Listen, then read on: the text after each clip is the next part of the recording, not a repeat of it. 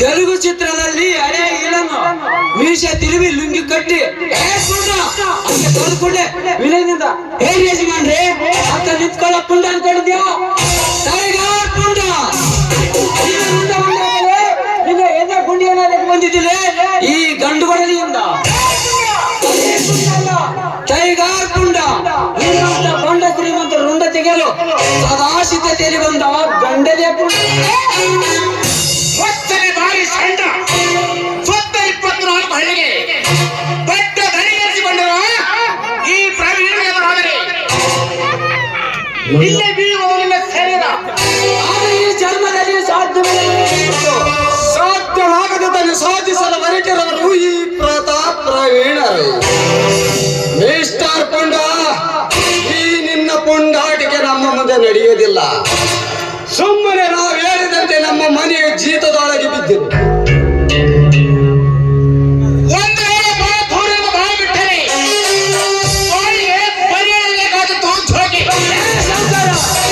ನಿಮ್ಮ ಈ ಬಾಯಿ ಬಡತನ ಕೆಳಗೆ ಬರೆಯಿಸಿಕೊಳ್ಳುವ ಏನಿಗಂಡಲ್ಲ ಈ ಟೈಗರ್ ಪುಂಡ.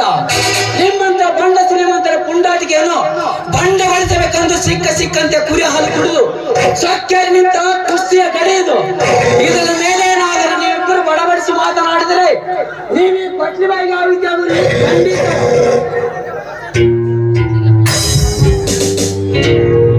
ಇದು ಯಾರ ಮನೆ ಎಂದು ತಿಳಿದು ಈ ರೀತಿ ಸೊಕ್ಕಿನಿಂದ ಮಾತನಾಡ್ತಾ ಇದ್ದೀಯಾ? ಸ್ವಲ್ಪ ಸುಮ್ಮನೆ ನಿಂದ್ರವ ಮೊದಲ ಬೆಂಕಿ ಹಚ್ಚಿ ಉರಿಯಾಕತ್ತೈತಿ. ಅದ್ರಾಗ ನಾನು ಸ್ವಲ್ಪ ಮುಖ್ಯ ಆಯ್ತು ಅಷ್ಟು ಮಾಡುವ ಬೆಂಕಿ ಅಲ್ರಿ ದಣವ ಈಗೇನೋ ಸ್ವಲ್ಪ ತೆರಿಗೆ ಕೆಟ್ಟೈತೇನ ಅಂತೀವಿ. ಹಂಗಲ್ವೋ ಯಪ್ಪ, ನಾವ್ ಕರೆಸಿದ್ದೇ ಬೇರೆ, ನೀವು ಬುದ್ಧಾಡದೆ ಬೇರೆ ಇಲ್ಲ ಅಂತೀನಿ. ನೋಡ್ರಿ ಇಲ್ಲಿ ಬರ್ರಿ.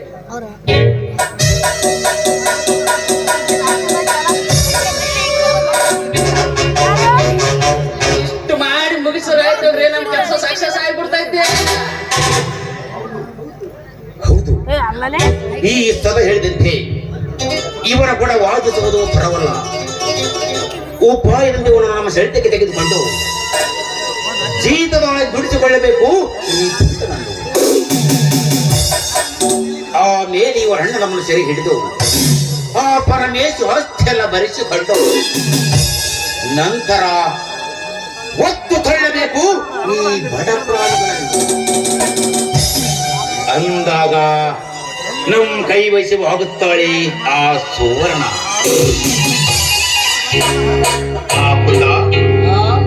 ಇನ್ನು ಮೇಲೆ ನಮ್ಮ ನಿಮ್ಮದಿ ವಿರಸ ಬೇಡ. ನಾನೊಂದು ಮಾತು ಹೇಳುತ್ತಿರೋದು ಕೇಳ್ತೀಯ? ಹೀಗೇನಾ? ಒಂದೇಕೆ 10 ಹೇಳು. ನಿನ್ನ ಪ್ರಶ್ನೆಗೆ ಮಾತ್ರ ನನ್ನ ತಕ್ಕ ಉತ್ತರ. ನೋಡಕೊಂಡ ನಿಮ್ಮ ಮಾವನ ಮನೆಗಂತೂ ನೀವೇ ಜವಾಬ್ದಾರರು. ಈಗ ಅವನು ನನ್ನಲ್ಲಿ ಸಾಕಷ್ಟು ಸಾಲ ಮಾಡಿ ಹೋಗ್ತಾನೆ. ಅದೆಲ್ಲ ಇರಲಿ, ಅವನು ನನ್ನ ಮನೆಯಲ್ಲಿ ಜೀತದೊಳಗೆ ಗೊತ್ತಿದೆಯಲ್ವಾ? ಅದಂತೂ ನನಗೆ ಚೆನ್ನಾಗಿ ಗೊತ್ತು. ಸರಿ, ಹಾಗಾದರೆ ಅವನಿಗೆ ನಾನು ಪ್ರತಿ ವರ್ಷ ಜೀತಕ್ಕೆ 4,000 ಕೊಡ್ತಿದ್ದೆ. ಆದರೆ ಅವನು ಪಾಪ ಸತ್ತು ಹೋಗಿಬಿಟ್ಟ. ಅದೇ ದಾರಿ ನೀವು ನಡೆದುಕೊಂಡು ಹೋಗೋದಾದರೆ ನಿನಗೆ ಪ್ರತಿ ವರ್ಷ 10,000 ಕೊಟ್ಟು ಜಮೀನು ನಿನ್ನ ಹೆಸರಿಗೆ ಬರೆಸಿಕೊಟ್ಟು ಬಿಡ್ತೀನಿ. ಅದಕ್ಕಾಗಿ ನೀನು ನನ್ನ ಮನೆಯಲ್ಲಿ ಜೀತದೊಳಗಿದ್ದು ಬಿಡು. ಸಂತೋಷ. ನಿನ್ನ ಪ್ರಶ್ನೆಗೆ ನನ್ನದೊಂದು ಉತ್ತರ. ನೋಡ್ ಸಾವುಕಾರ, ನೀನು ಕೊಡ್ತಕ್ಕಂತ 10,000 ಹಣನು ನಾನು ಕೊಡ್ತೀನಿ. ನೀನು ಕೊಡುವ 8 ಎಕರೆ ಜಮೀನು ನಾನು ಕೊಡ್ತೀನಿ. ಆದರೆ ನೀನು ಪ್ರತಿ ವರ್ಷ ದುಡಿಯೋದು ಬೇಡ. ಒಂದೇ ಒಂದು ದಿನ ನೀನು ನನ್ನ ಮನೆಯ ಸಗಣಿ ಕಸ ಬೆಳೆದು ತಿಪ್ಪೆಗಾಗಿ ಬಿಡು ಸಾಕು.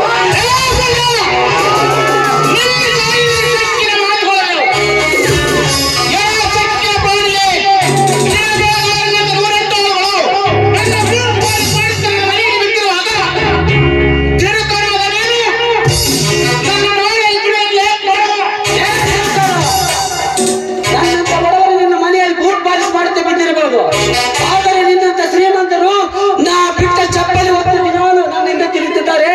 ನಾನು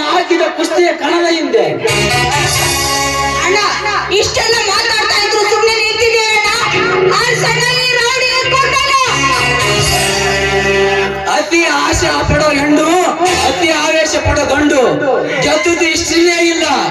ಹೌದಾ?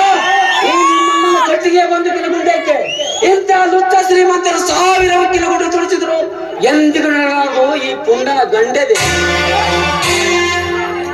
ಏ ಪುಂಡ, ಈ ನಮ್ಮ ದರ್ಪಚ್ಚದರಾಗಿ ನನ್ನ ಗುಂಡತನವನ್ನು ತೋರಿಸಿದರೆ ಇದೇ ಪಿಸ್ತೂಲಿನಿಂದ ನಿನ್ನ ಎಲ್ಲ ಗುಂಡಿಗೆ ಹೊಡೆದು ಹಾಕುತ್ತೇನೆ. ಒಂದು ವೇಳೆ ಬೋಧೂರಿನಿಂದ ಬಾಯಿ ಬಿಟ್ಟರೆ ಜೋಡು ಹುಡುಗಳ ನಾಡನ್ನು ಹಾಳಬೇಕಂತವು ಎತ್ತಿ ಹೊರಟರು. ಈ ವೀರ ನಾಡಿನ ಮಾತಾಡ್ತೀನಿ ಅಂದಾಗ ನಿಮ್ಮ ಮಾವನ ಕೋಣಲ್ಲಿ ನಿನ್ನ ಬಂಧುಗಳನ್ನು ನುಡಿದಾಕಿರುತ್ತೇನೆ. ನನ್ನ ವಾದಕ್ಕೆ ಚಾಲೆಂಜ್ ಹಾಕುವ ಚೂತೆ ನನ್ನ ಮಕ್ಕಳ ನಿಮ್ಮ ನಾಲ್ವರಲ್ಲಿ ಮಾನವಕ್ಕಿಂತ ಸ್ವಲ್ಪ ಇದೆಯಾ? ಲೆಕ್ಕ ಹಾಕಿ ಬಗಡ್ರಿ. ಏ ಪ್ರವೀಣ, ಇದನ್ನೆಲ್ಲ ಬಗಳಕ್ಕೆ ಕರೆಸಿದ್ರೆ ಅಂದು ನಿನ್ನನ್ನು ಇಲ್ಲಿ ನನ್ನ ಮಾವನಿಗೆ ಕೊಟ್ಟ ಶಿಕ್ಷೆ ನೋಡಿದರೆ ಈಗ ಸದ್ಯನೇ ನಿನ್ನ ರಕ್ತ ಕುಡಿಬೇಕು ನಾನು. ಅದನ್ನೆಲ್ಲ ಮರೆತು ಹುಲಿ ನಾನೆಂದು ಅರ್ಪಡಿಸಿ ನನ್ನನ್ನು ಮತ್ತೊಮ್ಮೆ ಜೀತದ ಒಳಗೆ ದುಡಿಯಂತ ಬಗಳಿದ್ರೆ ನಿನ್ನ ಪಟ್ಟಿಯಿಂದ ನಿನ್ನನ್ನು ಕಡಿದು ನಮ್ಮೂರು ಅಕ್ಷಿ ಬಾಗಿಲಿಗೆ ನೇತಾಡ್ತೀನಿ. ಇದು ನಿನ್ನ ಚಾಲೆಂಜ್ಗೆ ಈ ಟೈಗರ್ ಕಾ ಹುಕುಂ.